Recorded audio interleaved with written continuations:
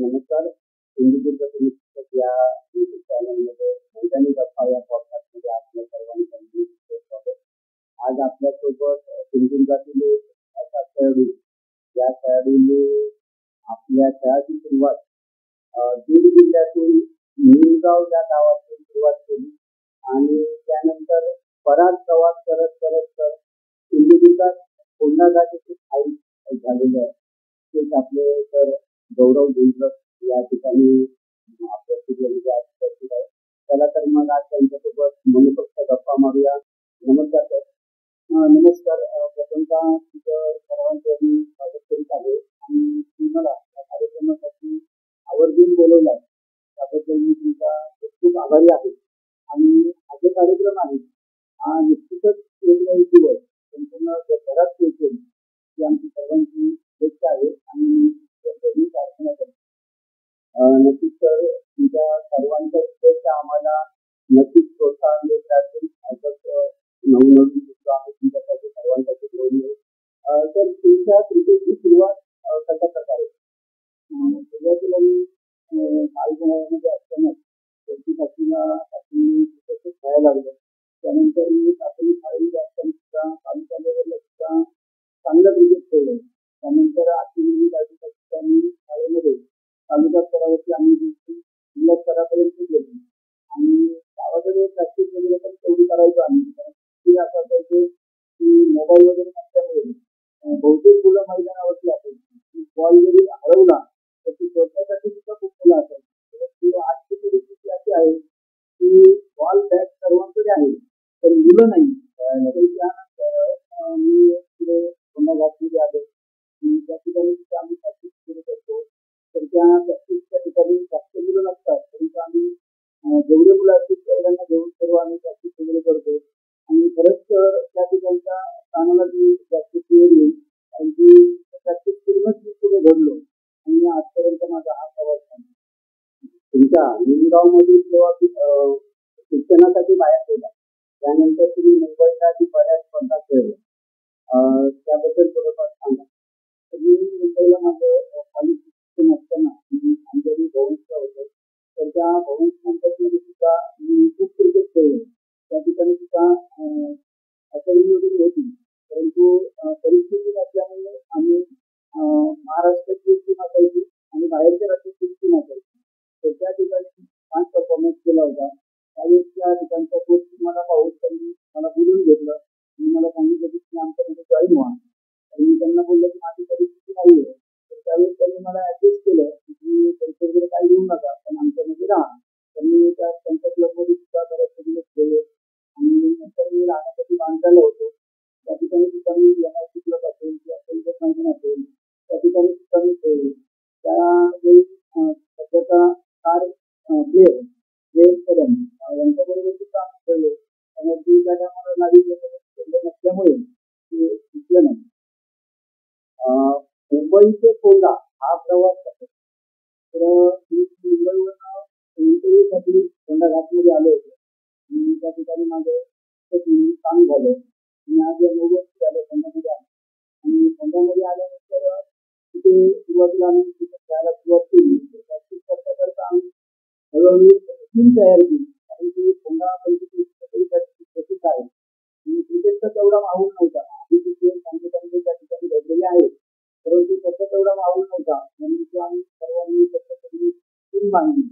मी सुरुवातीला गाववाडी काढली होती आणि ओपन ठिकाणी खेळण्यासाठी मग आम्ही त्या गावाची सगळे टीम घेऊन जायचो. तिथून आम्ही खेळ सुरू केला.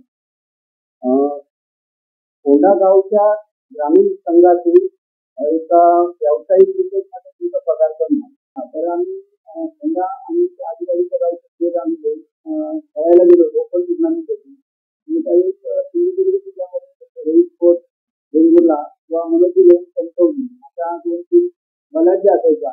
त्यांचा सामना म्हणजे भारत पाकिस्तानचा असायचा. पण त्याआधी तिथे काही वर्षापर्यंत आम्ही प्रवास केला होता आमचे लोकलची कोचिंग घेऊन आणि त्याचबरोबर मनोजी आमची मॅच लागली आणि त्या मॅचला खूप छान परफॉर्मन्स केला होता. म्हणजे त्यांचे सर्व स्टार खेळाडू होते. कदम असतील, कर्नाटक असतील, दिलीप गावकर असतील आणि त्यांच्याकडे कोल्हापूर संघाचे सुद्धा बरेचसे प्लेअर होते. तर बॉलमध्ये 31 रन दिले होते. त्याच वेळेस मला स्पॉन्सर आहेत त्यांना आवडलं आणि त्यांनी विचारलं सांगितलं की बाबा त्या प्लेअरशी संपर्क कर आणि त्या दिवसासाठी त्यांच्या टीममध्ये ऍड झाली. जिल्ह्याची जर खेळाडू म्हणून ज्या खेळाडूकडे बघितलं जातं त्या खेळाडूबद्दल विकासकडे सुरुवातीपासून बघतो त्यांनी मला पहिल्या दिवशी काही टीममध्ये घेतलं तर त्याच्याकडे टीम कसं मॅनेज करायचं खरंच त्याच्याकडे शिकलं पाहिजे. सर्व प्लेअरांना घेऊन तो खेळतो आणि कोणताही नवीन प्लेअर असेल त्याला तो संधी देण्यासाठी इच्छुक असतो. असं नाही की बाबा मी मोठा प्लेअर आहे माझं नाव खूप झालेलं आहे तसं नाही. जो प्लेअर चांगला खेळेल त्याला तो निश्चित संधी देतो आणि त्यानंतर त्याने माझ्या कर्तव्य नवीन प्लेअरांना घेऊन फक्त सिंधुदुर्गचेच आणि 4 बॉलर त्याच्या टीममध्ये ठेवले. आधी बॉलर टाकायची त्यानंतर फक्त जिल्ह्याचे 4 बॉलर घेऊन ठेवले. अजय मराठी सध्या क्रिकेटच्या मैदानापासून बऱ्याच लांब दिसतो. त्यामागे काय कारण नाही. अजय मराठी हा त्यावेळेसचा सर्वात जिल्ह्यामध्ये सर्वात नावाजलेला प्लेअर होता. त्याचे सर्व मी पाहिले नाही तर ते सर्व सांगतात त्याचा कव्हर गाई असेल किंवा स्टेट असेल ते खूप छान खेळायचा सर्व सांगतात. सध्या का गावाच्या टीमचा तो आमच्यामध्ये आहे आणि त्याचा रेग्युलर प्रॅक्टिस करतो आणि त्याचा अनुभव सुद्धा तो आमच्या शेअर करत असतो. नवीन नवीन त्याचा फायदा होतो आणि असं सांगितलं की आता गावाची तो 100% करत असता मैदानात चंद्रा जाधव तुमच्या संघातला एक आक्रमक खेळाडू कणकवली तालुक्यातील लेफ्ट हँड म्हणजे ज्याला बरेचसे गोलंदाजी करताना घाबरतात. चंद्राबद्दल काय तर सुरुवातीला काय होते त्यावेळेस चंद्रा माझ्या आधीच होता आणि सुरुवातीला मला त्या व्यक्तीला गोलंदाजी करायला थोडं कठीण जात होतं कारण की फक्त बॉल घेऊन जोरातच बॉलिंग टाकायची त्यामुळे इतकं वगैरे काय टाकत नसायची आणि रायतीला खूप छान टप्पा टाकायची व्यक्तीला माझं तेव्हा होत नसायचं आणि चंद्राला नुसतं सुरुवातीला घाबरायची आणि खरंच त्यावेळेस जबरदस्त फॉर्ममध्ये होता तो. त्यांनी भल्या गोलंदाजासाठी एकदम व्यक्तीनाभूत करून टाकला जाईल आता तो फलंदाज होता. त्याच्याबरोबर त्यांनी खूप दिवस खेळले आताही खेळतोय. मनोजिलेवन तत्वल संघ म्हणजे कणकवली मनोजिलेवन कणकवली संघ बऱ्याच स्पर्धांमध्ये मोठमोठ्या स्पर्धा खेळताना पाहायला मिळतो. संघात एंट्री झाल्यानंतर सर्वात पहिली मोठी स्पर्धा मनोजिलेवन या संघामध्ये नवीनच होते आणि त्याच मला वाटतं निर्भाव या ठिकाणी ती येणारी टुर्नामेंट होती पहिलीच टुर्नामेंट होती आणि ती टुर्नामेंट आम्ही फायनल मारली.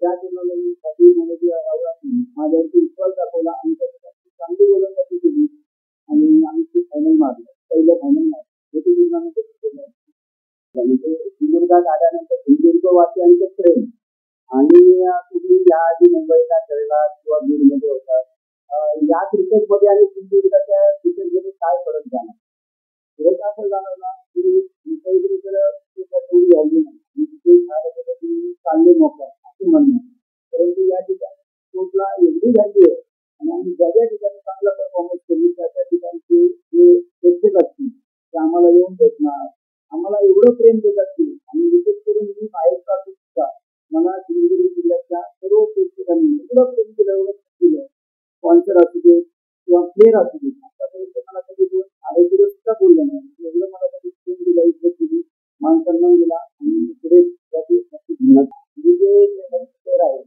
आता बऱ्याच सगळ्या साधारणतः 4-5 वर्षापासून कॅप्टनच आहे परंतु नवीन प्लेअरांना घेऊन खेळायच्या थोडीशी भीती असते कारण की एखाद्या प्लेअरला जर एखाद्या बसवलं तर ते प्लेअर लगेच नाराज होईल तर ते भीतीचे प्लेअर असतात त्यांचं असं खरंच काही नसतं आणि गोपाळकरांबद्दल सांगायचं झालं कॅप्टन ऑफ सिंधुदुर्ग आहे मी त्यांचा आधी खूप वेळा ठेवली तर त्यांची त्यांची टीम असायची आमची नियोजन असायची नेहमी आमची मॅच भारत पाकिस्तानसारखी होती शेवटच्या बॉलपर्यंत रिझल्ट लागत नव्हता जेवढ्या आमच्या छान मॅच व्हायच्या आणि गोपाळकरांबद्दल मी सुरुवातीला त्यांना भेटले कॅप्टन ऑफ सिंधुदुर्ग म्हणायचे की त्यांच्या तिथे पाया पडतो तर मला त्यांनी पाया सुद्धा बघितले नाही काय म्हणतात की या टीम खूप मोठ्या आहे म्हणजे हा त्यांचा मोठेपण आहे म्हणून कॅप्टन ऑफ सिंधुदुर्ग आणि आजपर्यंत ते तिथून आहेत आणि पुढे दिसतील कारण की त्यांच्यामुळे आज खूप मोठे मोठे खेळ घडत आहेत आपल्या जिल्ह्यामध्ये.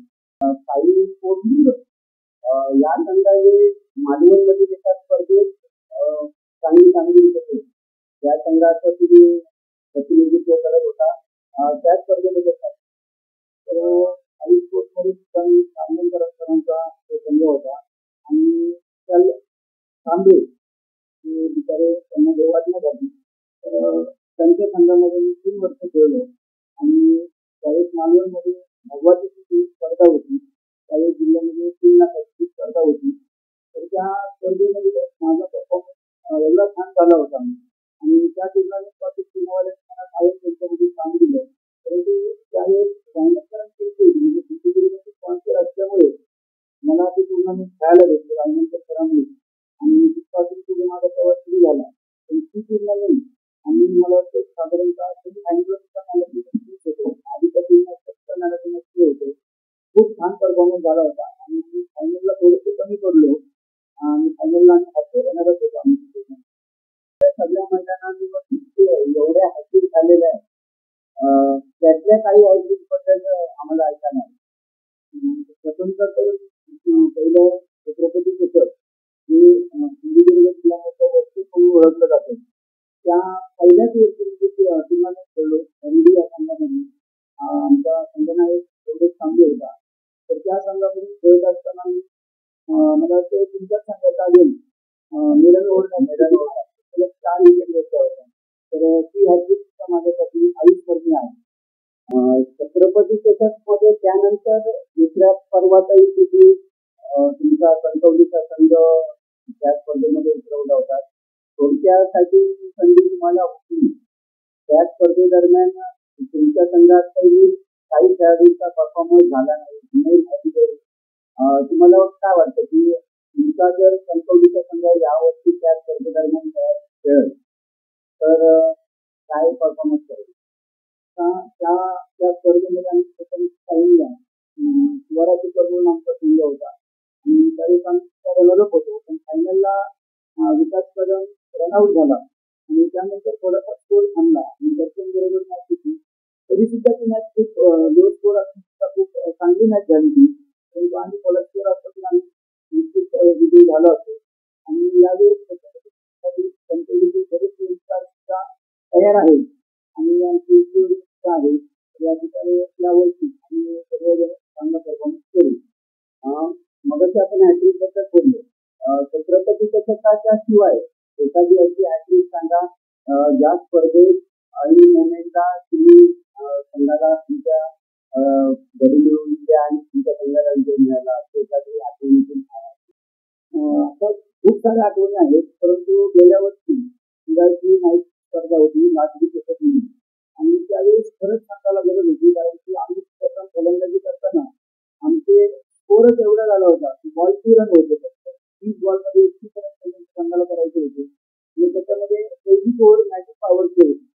म्हणजे 11चे 11 प्लेयर सर्कलमध्ये होते आणि त्यावेळेस मी पहिली ओव्हर टाकली, मिडल ओव्हर टाकली आणि त्याच्यानंतर आमचा पाय खालच्या चांगली टाकली. परंतु विकेट नव्हती. त्यामुळे विकेटची गरज होती आणि त्यानंतर ओव्हर टाकली आणि त्या ओव्हरला मला हॅट्रिक मिळाली. ती सुद्धा माझ्यासाठी अविस्मरणीय आहे आणि तो सामना आम्ही केला. तर महाराष्ट्र असो किंवा गोवा असो या व्यतिरिक्त तुम्ही कर्नाटकलाही बऱ्याच स्पर्धा केल्या. तिकडचा क्राऊड त्याबद्दल काय? कर्नाटकचा जो क्राऊड असतो त्या ठिकाणी जर कार्यक्रमाच्या थोडीशी भीतीच असते शाळेच्या क्राऊडची. कारण त्या ठिकाणचा माहोल थोडा वेगळा असतो क्रिकेटबद्दल. परंतु तेच आपण जर सिंधुदुर्ग आणि गोवामध्ये जर क्रिकेट खेळलो तर प्रेक्षक आपल्या बाजूने म्हणजे आपण काहीतरी चांगलं केलं ना तर ती कोणतीही टीम असू दे पण त्या प्लेअरांना ते एवढा सपोर्ट करतात की तो आपलंसं करून घेतात त्या प्लेअरने. जिल्ह्यातील एखादा तुमचा आवडता खेळाडू म्हणजे आपण फलंदाज एखादा फलंदाज ज्याची फलंदाजीची शैली तुम्हाला खूप आवडते. मी सुरुवातीपासूनच विकास करून बरोबरच खेळलो आणि मला त्याची फलंदाजी खूप आवडते. ॲज अ गोलंदाज म्हणून तुम्हाला कोणत्या फलंदाजाला गोलंदाजी करताना मनामध्ये भीती असते की हा गोलंदाज आपल्यावर आक्रमकरित्या प्रहार करू शकतो. मला गोलंदाजी करत असताना तर मला उलट जेवढा समोर गोलंदाज चांगला असेल तेवढी गोलंदाजी करायला आवडते. परंतु सध्याचे स्टार आणि गोपाळ दत्ता यांना गोलंदाजी करताना थोडीशी मनामध्ये भीती असते कारण की ते एवढे लवचिक आहेत कुठलाही बॉल कुठेही घेऊ शकतात.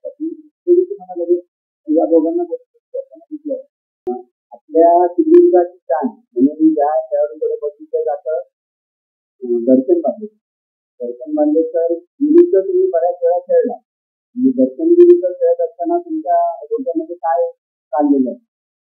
घरच्यांबरोबर जेवढ्या वेळा ठेवलं तर तेवढ्या वेळा मला ती क्रिकेट मिळालेलीच आहे. आतापर्यंत 4 वेळेस त्याच्यातून फलंदाजी केली. 4ही वेळा मी क्रिकेट घेतली. परंतु दर्शन असा फलंदाज आहे की तो त्याला लेगचे बॉल टाका, ऑफस्टंप टाका, त्याची हाईट असल्यामुळे आणि त्याच्याकडे शॉट सिलेक्शन सुद्धा खूप चांगलं आहे. कुठलाही बॉल ते शेवटी मारू शकतो. जिथे एकाच बॉल सुद्धा मला मारू शकतो. पण कुठेतरी असं मला वाटतं की त्याच्या मनात काहीतरी विचार असेल म्हणून तो मला सिंगल लेवल घेऊन जायला बघतो आणि त्याच्याकडे मला क्रिकेट खेळतो.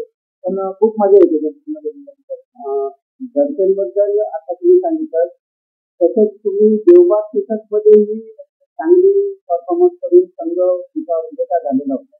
त्या स्पर्धेबद्दल काय? त्या स्पर्धेबद्दल सांगायचं झालं तर आमच्या संघनाने होता दर्शन अक्षेकर आणि त्यानंतरांचा संघ होता. तर दर्शनाची तर मला त्यावेळी बोलला होता की आपण सर्व यंगस्टार घेऊया आणि ऑलमोस्ट आपण सगळे नवीन केले होते की त्यामध्ये होती की माझ्याही ओळखीची किंवा बाकीच्या कुठल्या प्लेअरांना सुद्धा माहिती नव्हती. आणि आमच्या गणपतीचे कुठे सावळ जुना प्लेअर होता आणि तिथेच फक्त त्याच्यामध्ये जास्त खेळणारे होते.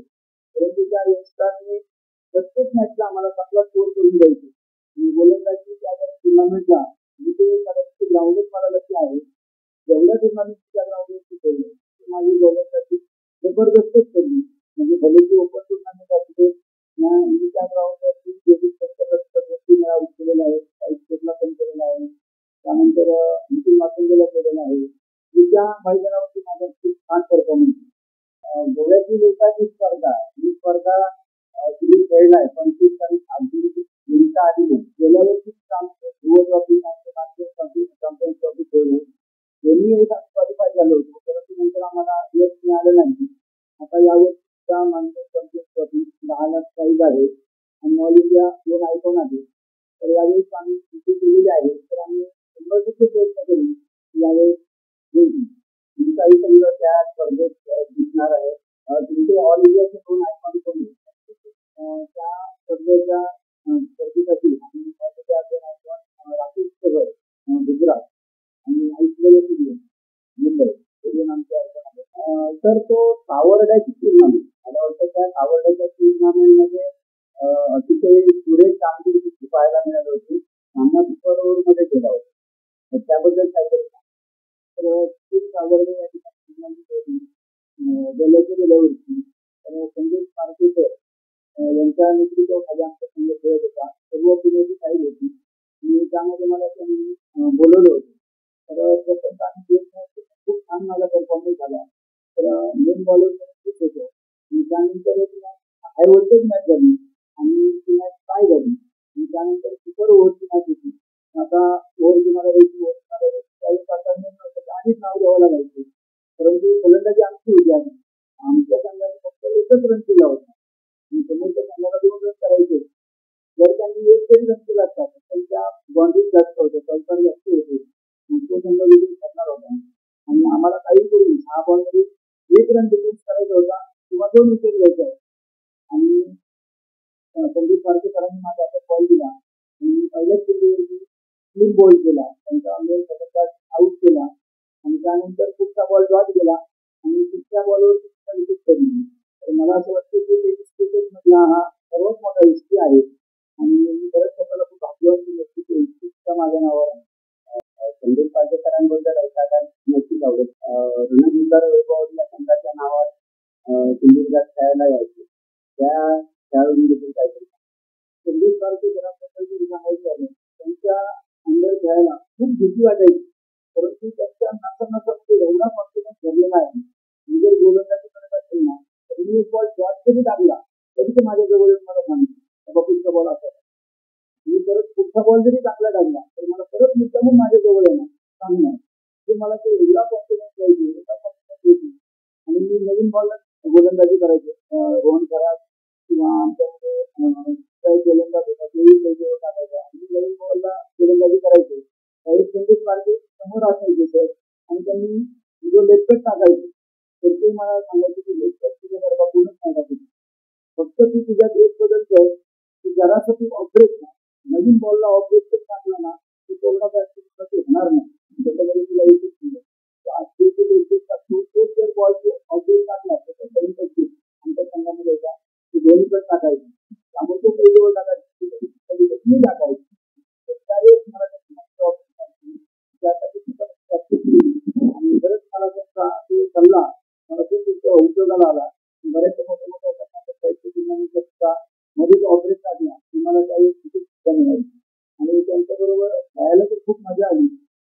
सर्व अनुभव तिथं ते आम्हाला सांगायचे आणि माणूस म्हणून खूप छान आहे.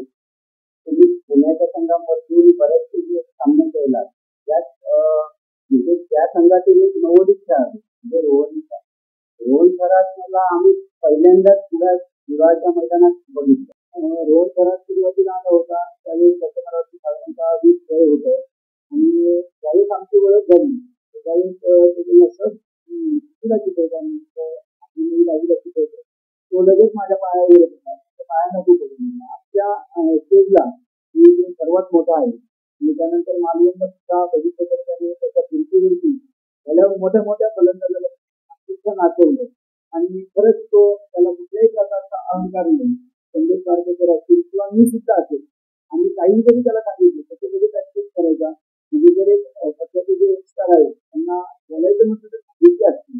परंतु रोहन खरात असा आहे की तुम्ही त्याला काहीही बोला आणि तो लगेच ऐकतो. म्हणजे विशेष म्हणजे आता त्याची मोठ्या मोठ्या संघाचा निवड होते त्याच्यानंतर तिथे तो खेळतोय परंतु त्याला आणखी कधीच आम्ही अहंकार करू नाही. तसंच कोल्हापूरमध्ये जे गोलंदाज जो नवीन चेंडू हाताळण्यासाठी माहीर मानला जातो विकी पुजारा. सध्या तो बऱ्याच वेळा गोपाळ सरांच्या तो खाली पाहायला मिळतो. विकी बद्दल काय सुरुवातीला मोहम्मदमध्ये माझी जरी फिरती झाली त्यावेळेस आमच्या संघामध्ये नेहमी विकी पुजारी आणि प्रत्येक सातोत्तर असायचे आणि गोपाळ सरांबरोबर आम्ही सातत्याचे असायचे. तर त्यावेळेस मी विकी पुजारी खूप जवळून बॉलिंग बघायची. टाकायचा आणि नवीन बॉलला तर खूप छान हाताळायचा आणि आणखीन एक छान गोलंदाजी करतो तो. तर मी त्यावेळेस त्याला विचारायचो की बॉल कसा टाकतो कसा टाकतो मला तोही दाखवायचा. त्यानंतर त्याला पाहूनच खरं तर कट बॉलिंग शिकलो कारण की मी पहिलं 6 ते 6 ब्लॉक बॉल टाकायचो.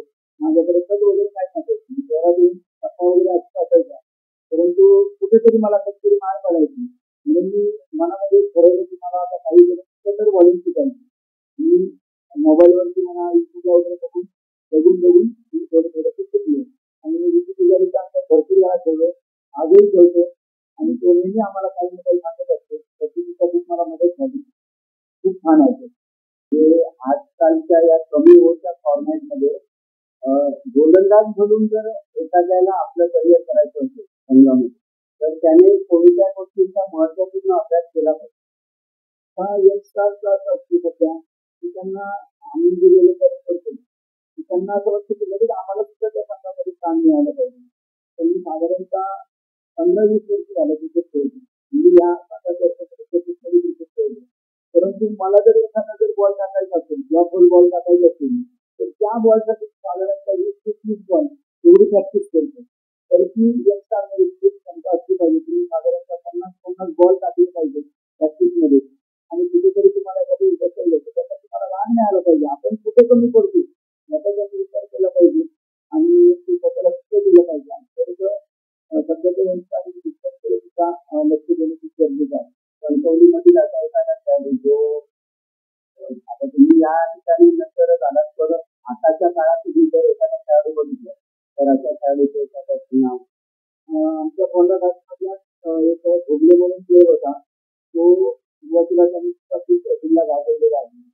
तर तोही कधी कधी आमच्या संघामध्ये असतो तोही आम्हाला मार्गदर्शन करत असतो. ते बरेचसे प्लेअर आहेत पण त्यांच्यामध्ये खूप नम्रता आहे ही आजच्या प्लेअरमध्ये बघायला मिळत नाही. सध्या जो खेळ चालू आहे तो एकगाव एक संघ आहे. तर एकगाव एक संघ खेळताना तुम्ही कोंढा घाटातील बरेच खेळाडू तुमच्या अंडर खेळत आहेत तर त्या खेळाडूंबद्दल काय आता एकगाव हे खूप मोठं खेळ सुरू झालेलं आहे आणि त्यामुळेच मी कोंढा घाटची आम्ही टीम बनवली. तर आमचे सध्याची जी प्रॅक्टिस वगैरे चालू असते एकगाव संघ बऱ्याच मोठ्या मोठ्या टुर्नामेंट खेळलो. गेल्या वर्षी आम्ही गोवामध्ये सुद्धा एक टुर्नामेंट खेळलो होतो. त्या ठिकाणी सुद्धा आम्ही क्वालिफाय झालो होतो. तर एकगाव संघ जो असतो त्याचा गावचे प्लेअर असतात तेवढं प्लेअर कमजोर असतात परंतु तरी सुद्धा त्या प्लेअरामध्ये सुद्धा इच्छा असली पाहिजे बाबा मला काहीतरी करायचं. तर जशी गोलंदाजी करत असताना मला तशी काहीतरी गोलंदाजी करायची आणि तशी सध्या आमच्या टीममध्ये यंगस्टर आहेत ते नेहमी मला सांगत असतात की सर तुम्ही लक्ष कसं करता अभ्यास कसा करता तर मी नेहमी त्यांना एक मार्गदर्शन करत असते. आमच्या एकगावच्या संघामध्ये सुद्धा काही चांगले खेळाडू सुद्धा आहेत आणि त्यामुळे आम्ही गेल्या वर्षी बऱ्याचशा टुर्नामेंट सुद्धा जिंकली. क्रिकेट खेळत असताना सगळ्यात महत्वाचा विषय असतो तो म्हणजे घरच्यांचा पाठिंबा. कारण जोपर्यंत आपल्याला घरचे कुठल्याही गोष्टीसाठी पाठिंबा देत नाही तोपर्यंत आपण तेवढ्या पूर्ण ताकदीने त्या खेळमध्ये उतरू शकत नाही. शैक्षणिक तर तुमच्या घरच्यांचा तुम्हाला कितपत सपोर्ट. सुरुवातीला मी ज्यावेळेस क्रिकेट खेळायचो त्यावेळेस मला घरच्यांची सपोर्ट कमी असायचं. कारण की त्यावेळेस क्रिकेटमध्ये काय करायचं किंवा काहीच नाही आणि त्यावेळेस अभ्यासात थोडंसं विचार होतो म्हणून घरातल्या बाबा तू आधी करिअरकडे लक्ष दे. त्यानंतर मी मुंबईला गेलो मला क्लब वाल्याने घेतलं. मला त्यांनी सांगितलं त्याला 100% तुमचं करिअर होईल. परंतु घरातले मला बोलायचे की बाबा आधी तुझं करिअर शिक्षण महत्वाचं आहे. तू आधी काम बंदायला बघ, एखादी नोकरी बघ, त्यानंतर क्रिकेट खेळ. त्यानंतर मला भंडाऱ्यामध्ये नोकरी लागली आणि आज मी जे क्रिकेट खेळतो मला घरातल्यांचा एवढा सपोर्ट असतो की गाडी जरी गेलो तिचा बऱ्याच वेळा वगैरे जातो. घरातल्यांना माहिती हा पोरगा तिथे दुसरीकडे जाणारच नाही, तो मॅचलाच जाणार आहे. आलो माझ्या आई वडील असतील, माझी बायको असेल, माझी सूट वगैरे ठेवण्याची सर्व घरामध्ये ठेवणार, मला चहा वगैरे देणार. बऱ्याचशा वेळा असं होतं की कधी डोळ्याचं पाणी यायचं. म्हणजे नोकरी लागल्याच्या नंतर माणसामध्ये फरक असा असतो मी मॅचला कधी कधी बसून आलो तर आई बाबा सुद्धा माझे कधी खूप काय जातात हे सुद्धा खूप वाईट असतं. आपण त्यांची सेवा करायला पाहिजे परंतु ते आज करतात. परंतु आज त्यांना समजलं की क्रिकेटमुळे आज माझ्या पूर्ण महाराष्ट्रामध्ये असं कुठलंही गाव नाही तिच्या ठिकाणी नाव नाही. त्याच्यामुळे आज त्यांना खूप गर्व आहे आणि त्यांना खूप आवड आहे. माझ्या युट्यूबच्या सुद्धा खेळाची आधी आवड एवढी नव्हती परंतु ती ट्रॉफ्या वगैरे सगळं पाहून तिला सुद्धा एवढं बरं वाटतं ना ती माझ्या मॅच वगैरे बघत असते. आज सुद्धा मला याच्यामध्ये दुसरीकडे कुठे जात असाल तर जाऊच येणार नाही. मी म्हटलं नाही क्रिकेटच्या संदर्भात चालले तर मला तुम्ही आनंदाने जात आहे. तर शाळेच्या मैदानावरतीच आम्ही क्रिकेट खेळायचो आणि त्या मैदानाच्या बाहेर बऱ्याच लहान असायची.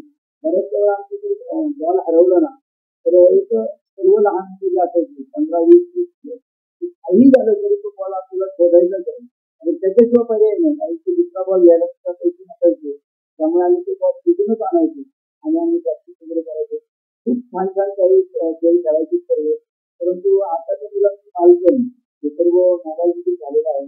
त्यांनी स्वतः शिक्षक असल्यामुळे सर्व मुलांना मी बघतो एवढे मुलं मोबाईल ऍडिक्ट झाले. मी मुलांना नेहमी सांगत असतो की तुम्ही मैदानात जाऊन मैदानी खेळ खेळा. तुम्ही मोबाईलवर खेळ खेळतात ते खेळू नका. जे मैदानी जर खेळ खेळला तर तुमच्या आयुष्यामध्ये सुद्धा थोडासा बदल होईल. तुम्ही 4 वर्ष 6 वर्ष आयुष्य जास्तीत लागाल आणि तुमचं चांगला राहील. तुम्हाला आयुष्यात आतापर्यंत प्रवासात सर्वाधिक जास्त मार्गदर्शन मला सर्वात जास्त मार्गदर्शन कोणत्याही क्षेत्रामध्ये माझ्या दादाचं राहिलं. माझा भाऊ मोठा होता. सुरुवातीला परिस्थिती गरीब असल्यामुळे दादाने मुंबईला जाऊन आणि थोडंसं काम वगैरे करून सर्व खर्च तोच आमच्या घराचा करायचा आणि बऱ्याचशा गोष्टी त्यांनी केल्या आणि आज मला त्याचा एवढा पाठिंबा असतो की मला जरी किती हवेत असेल तर मला पडण्याची सुद्धा भीती नसते. कारण की मला त्या पडताना सुद्धा असं वाटतं की माझा दादा मला घेतले एवढा मला त्याचा सपोर्ट असतो. प्रत्येक गोष्टीमध्ये प्रत्येक कामामध्ये नोकरी करत असताना सुद्धा मला तो नेहमी सांगत असतो मुलांना जास्त मारू नको बोलू नको. तिथे खेळतानाही सांगत असतो तिथे भांडण वगैरे करू नको. त्यामुळे मला एवढा सपोर्ट असतो त्याचा कोणत्याही गोष्टी. आयुष्याची पहिला करावा वाईट करेल जो आयुष्यात कधी करता येणार नाही एखाद्या असे ठराविक अडचण आहेत. म्हणजे माझी आजी ज्यावेळेस जॉब झाली होती म्हणजे माझ्या आजीचा माझ्यावरती एवढा जीव होता आणि ज्यावेळेस शेवटचा दिवस होता त्यावेळेस मी मॅचला गेलो होतो आणि आल्यानंतर माझ्या हातातून डिलिव्हरी झाली होती आणि ती 85 वर्ष वय असेल आणि त्यावेळेस माझ्यावरती बाबा कधी लागून घ्यायची. त्यावेळेस माझी आजी बोलली की नाही त्याचं खूप चांगलं होणार त्याचं खूप चांगलं होणार त्याला बोलू नको मारून.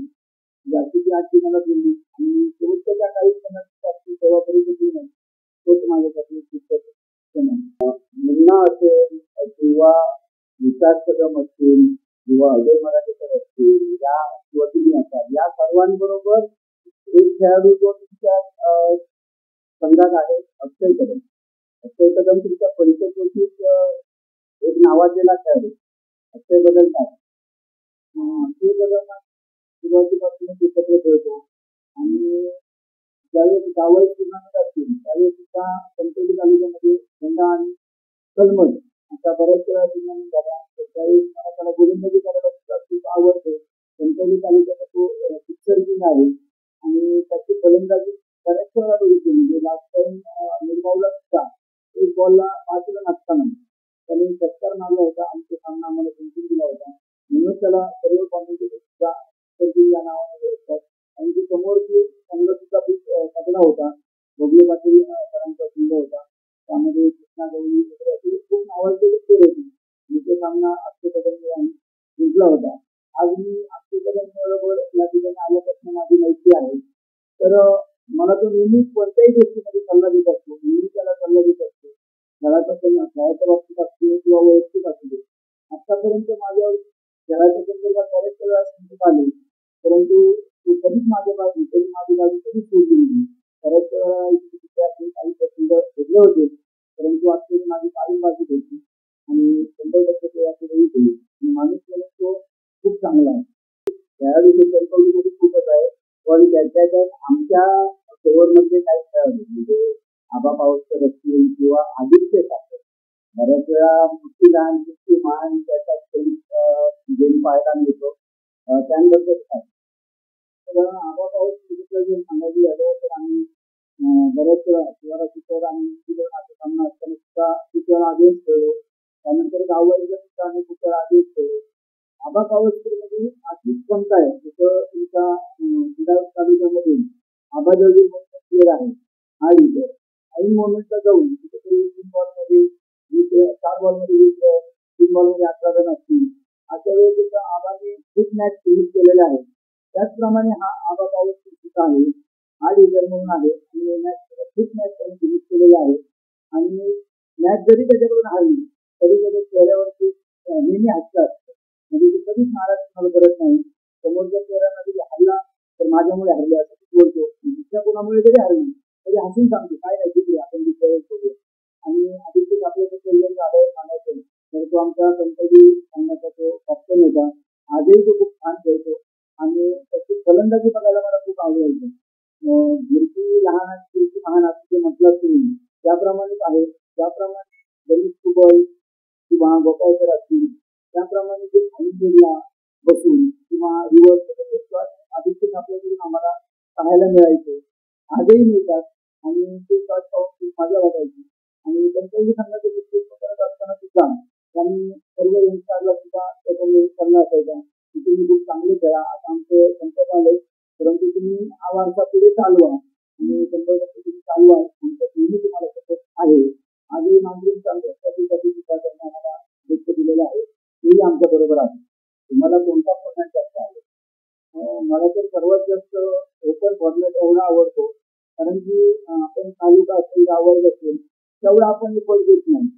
आणि ओपन टुर्नामेंटला जे असतं ना आपल्याला प्रत्येक दिवशी नवनवीन प्लेअर भेटतात खेळायला. आज जे व्यावसायिक खेळाडू जे आहेत त्यांच्या अजून खूप वेळा करूया आता कोणताही एखादा प्लेअर नाही दिसतं अजून गोलंदाजी केली नाही. तर मला तालुका वाईज पेक्षा ओपन टुर्नामेंटला गोलंदाजी करायला खूप आवडते. कधी कधी मला मार्ग सुद्धा पडतो. एक मॅचला किती आवडले रायगडचा टायगर उस्मान पटेलला पहिले 3 बॉल टॉस केले होते आणि त्यानंतर मला त्याने लागोपाठ 2 षटकार मारले आणि शेवटचा एक चेक राहिला होता. आता काहीतरी शूटिंगला ट्राय करायचं आणि तो ट्राय करायला गेला.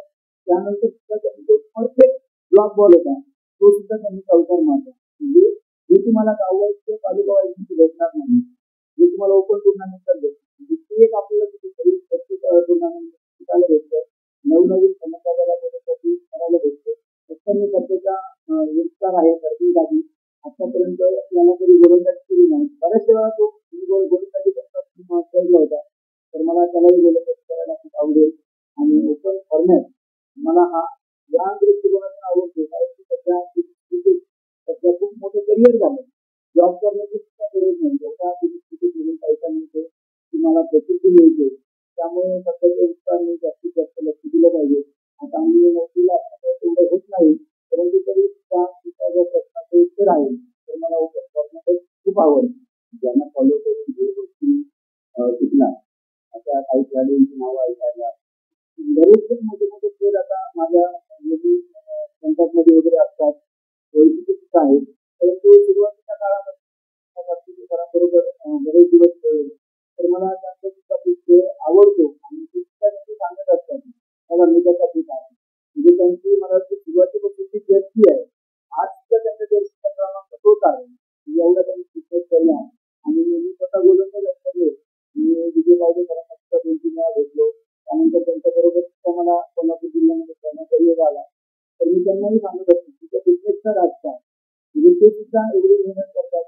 आणि त्यांनी तिथं त्यांचं सर्वात महत्वाचा फिटनेस आहे. तर तुम्ही तिथं फिटनेस करा कारण की त्यांच्यापेक्षा त्यांचा असं म्हणणं तुम्ही चांगला लेखक असतो आणि तुम्ही त्याच्यावरती थोडासा भर द्या फिटनेसच्या थोडं लक्ष द्या असे वेगवेगळे खेळ आहेत. तिथं बीड तालुका किंवा बीड जिल्ह्यातील एखादा खेळाडू जो ऑल इंडिया खेळत असेल असा कोणता खेळाडू आहे सध्या तरी बीड जिल्ह्यामध्ये आमच्या ऑल इंडिया असून प्लेअर खेळत नाही परंतु आमच्या बाजूच्या जिल्ह्यामधीलच तुळजापूर शहरातला कृष्णा गवळी याला मी सुरुवातीला घेऊन गेलो होतो स्पोर्टमध्ये आणि त्यावेळी त्यांनी दिव्यांच्या समोर कुस्ती केली होती. त्यानंतर तो सध्या सर्व मोठ्या टुर्नामेंट खेळतो त्या सर्वच असेल तर तो एक माझ्यासाठी आनंदाचा क्षण आहे आणि ज्या प्लेअरला मी घेऊन गेलो त्याला घडवलं आज तो खूप मोठा झाला ती पाहून खूप आनंद आहे. महाराष्ट्रातील एखादी मोठी स्पर्धा ही स्पर्धा खेळायच्या 300 महाराष्ट्रातील मला सुप्रीमो खेळण्याचे माझे खूप मोठं स्वप्न आहे आणि त्यावेळेस विचार चांगली होती त्यावेळेस मला सुप्रीमो खेळण्याची संधी मिळत होती परंतु शाळेचं खूप महत्वाचं काम होतं त्यावेळेस सुप्रीमोची आली त्यावेळेस आणि आंतरराष्ट्रीय टीम वगैरे आली पण शाळेमध्ये खूप मोठं फंक्शन होतं त्यामुळे मला सुट्टी मिळणं शक्य नव्हतं म्हणून मी सरांना सांगितलं की बाबा मला यावेळेस नाही जमणार पण तुम्ही मला नक्की संधी द्या मी त्या संधीची नक्की सेवा करेन परंतु त्यांना बिचारांना जेव्हा झाली आणि त्यानंतर मला आणखी संधी मिळाली नाही परंतु सुप्रीमो खेळण्याची माझी इच्छा आहे. आरोग्य जे पैसे देण्याची पद्धत हल्ली सुरू झालेली आपण फार बघतो तर त्याबद्दल काय माझ्याकडे त्या गोष्टीला खूप विरोध असतो कारण की मी स्वतः टीम करतो माझ्याकडे स्पॉन्सर वगैरे आहे मी स्वतः टीम बनवतो तर मी प्रत्येक प्लेअरांना फोन करताना तेच सांगत असतो तुम्ही परफॉर्मन्स करा तुम्हाला डबल पैसे परंतु हल्लीचे प्लेअर कोण मानत नाहीत त्यांना देवाई पैसे द्यावाच लागतात त्यानंतरच खेळ येतात आणि साधारणतः मॅच आपली 10 वाजता जर मॅच असेल ना तर मला सकाळी 6 वाजता उठावं लागतं आणि प्रत्येक प्लेअरांना फोन करावा लागतो म्हणजे एवढा त्रास होतो माझ्या घराचे सुद्धा सांगत असतात की एवढं फोनवरती का बोलतो एवढं फोनवरती का बोलतो पण त्याशिवाय पर्याय नाही आणि तुमचे जरी पैसे दिले तरी सुद्धा कधीच कुठले प्लेअर वेळेत येत नाही. नक्कीच तर तुम्ही सांगितल्याप्रमाणे वेळाचं काम म्हणजे क्रिकेट असो किंवा कोणतंही क्षेत्र सगळ्यात महत्वाचं असतं की वेळ कोणासाठी थांबत नाही तर असे कोणते खेळाडू आहेत की ज्यांना तुम्ही म्हणजे वेळेचं महत्व आहे किंवा वेळेचं महत्व नाही अशा पण खेळाडू नाही. गेल्या वर्षी मी टीम बनवली होती स्पॉन्सर माझा होता मी गोपाळ दत्ताकरांना फोन केला होता की तुम्ही मला 5-6 प्लेअर पाहिजे आणि प्रॉपर त्यांना हा वेळ सांगितला आणि ते माझ्या आधी गोपाळकरच्या ठिकाणी म्हणजे यांना खरंच वेळेची खूप भान आहे आणि मी नेहमी बघत असतो गोपाळकर आणि त्यांची टीम असते नेहमी वेळेच्या आधी हजर असते आणि आमच्या कणकवली तालुक्यात जर बघायला गेलं आमचे मिस्टर 360 हे कधीच आमच्या वेळेत येत नाही परंतु खेळ खूप चांगला आहे आणि चांगला आहे फक्त वेळेचं असावे तर क्रिकेट खेळत असताना जसा घरवाल्यांचा सपोर्ट आपल्याला महत्वाचा असतो तसंच आता तुम्ही शिक्षक म्हणून कार्यरत आहे जिल्हा शाळेमध्ये तर तिथल्या तुमचा स्टाफ किंवा तुमच्या संस्थेला तुम्हाला तेव्हा मी शाळेमध्ये ज्यावेळेस सुट्टी टाकली सर्व शिक्षकांना सगळं स्टाफला किंवा आमच्या संस्थेला पण माहिती असतं की आता हा शाळेलाच चालू तर मला मी घरी निघल्याच्या नंतर मला बऱ्याच शिक्षकांचा सुद्धा ऑफ तास ज्यांना असेल ते मला लगेच फोन करतात किंवा लाईव्ह मॅच आहे का आम्हाला पण मॅच बघायची आता सर्वच स्टाफ मला खूप सपोर्ट करतो खेळासाठी आणि त्याच्यामुळे आमच्या शाळेचं सुद्धा नाव होतं आणि आमच्या शिक्षकांचं सुद्धा नाव होतं कारण की हल्ली शिक्षकांच्या सुद्धा खूप स्पर्धा होतात त्या स्पर्धेमध्ये सुद्धा मला साधारणतः 3-4 स्पर्धा झाल्या त्या 4ही स्पर्धा जिंकवल्या आणि ज्ञानपीठ सुद्धा त्याच्यामध्ये मलाच मिळाली त्या त्यामुळे तर सर्व जिल्ह्यातील सर्व शिक्षक आहेत ते माझ्याकडे खूप आवडीने बघतात. म्हणजे ज्या ठिकाणी गेल्या वर्षी सुद्धा खेळलो नाईटला नागरिक होतं, तर तिथे माझी कामगिरी चांगली झाली. तिथं मला 2-3 शिक्षक येऊन भेटले. ते इथे राहत ना, इथे राहत ना, मला म्हणजे जे सर्वांचे मला सर्व शिक्षकांचं मला खूप प्रेम मिळतं आणि माझ्या स्टाफवाल्यांचा संस्थाचालकांचा मला खूप प्रेम मिळतं. त्यांचाही मला खूप सपोर्ट आहे. याचबरोबर तुम्ही मॅच खेळून गेल्यानंतर दुसऱ्या दिवशी शाळेतील मुलं, कारण आजकालच्या सोशल मीडियाच्या प्लॅटफॉर्मवर प्रत्येक मुलाच्या हातात मोबाईल आहे. मग तो प्रत्येक वेळी हा आमच्या सरांची मॅच आहे प्रत्येक जण बघत असतो. दुसऱ्या दिवशी त्यांचा रिस्पॉन्स मला येतो की दुसऱ्या दिवशी शाळेत गेलो की मला सांगायच्या आधीच मुलांना माहिती असतं मॅचचा रिझल्ट काय आहे, मॅच हरणार किती जिंकणार.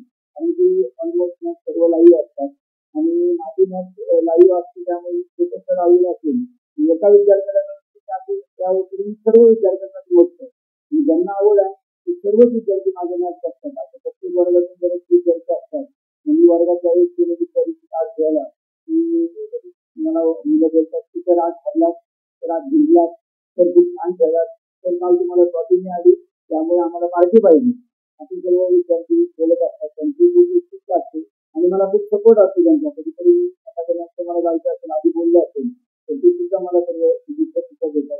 कारण मुलं जेव्हा मुलं असतात आणि मुलं हा म्हणूनच आम्ही शिक्षक आहोत त्यांचाही मला खरंच खूप सपोर्ट असतो. त्यामुळे सर्व माझा हा प्रवास शक्य आहे. दरवर्षी तशीच anganwadi champion trophy champion trophy declare झालेली आहे. चॅम्पियन ट्रॉफी मध्ये तुम्ही कोणत्या संघात खेळताना अंगणवाडी चॅम्पियन ट्रॉफी बऱ्याच वेळा खेळलो. माझा परफॉर्मन्सही खूप छान झाला. परंतु गेल्या वर्षी असं झालं की आम्ही आमची स्वतःची चाचणी नाही तर मला दुसऱ्या एका संघात बोलवलं होतं. परंतु आता आम्ही जे स्पॉट केलेला आहे आम्ही जे सिंधुदुर्गाचे प्लेअर आहेत त्यांचा स्पॉट घेऊन खेळतो. म्हणून मी जर ती टुर्नामेंट खेळलो तर बाकीचे थोडेसे नाराज होतील त्याला खेळलो नाही. परंतु यावर्षी आमची मनोविजयांची चिंता असणार आणि आम्ही सर्व सायन्सवरच घेऊन खेळणार. आमची वैयक्तिक जास्त टुर्नामेंट आहे. थोडंसं वेगवेगळ्या स्थानिकांना सुद्धा थोडंसं प्राधान्य दिलं पाहिजे. एक साईड तरी त्यांनी जिल्ह्यासाठी ठेवली पाहिजे असं आम्हालाही वाटतं. कारण की जिल्ह्यातीलच नाही तर मला वाटतं सर्व हिंदुस्थानामध्ये सर्वात जास्त आनंदवाडी ट्रॉफी आहे. खूप वर्षापासून ती ऑर्गनाईज करतात. तर त्यांनी असं सुद्धा काहीतरी केलं पाहिजे स्थानिकांसाठी. एवढ्या सगळ्या स्पर्धा झाल्या कणकवली तालुक्यात तुम्हाला यश भेटलं बऱ्याच लीगमध्ये खूप स्ट्रगल करतात. गेल्या वर्षी सुद्धा कणकवली तालुक्यामध्ये 3 नाईट टुर्नामेंट झाल्या आणि 3ही टुर्नामेंट सक्सेस होतो. परंतु आम्हाला यश तर मिळालंच नाही. एका टुर्नामेंटला इतिमध्ये आमचा ऐकून होता चांगलं त्याने फिनिश केलं होतं. परंतु शेवटच्या काही ओव्हरमध्ये सामना खूप बदलला आणि त्या ठिकाणी सुद्धा आम्हाला हार पत्करावी लागली.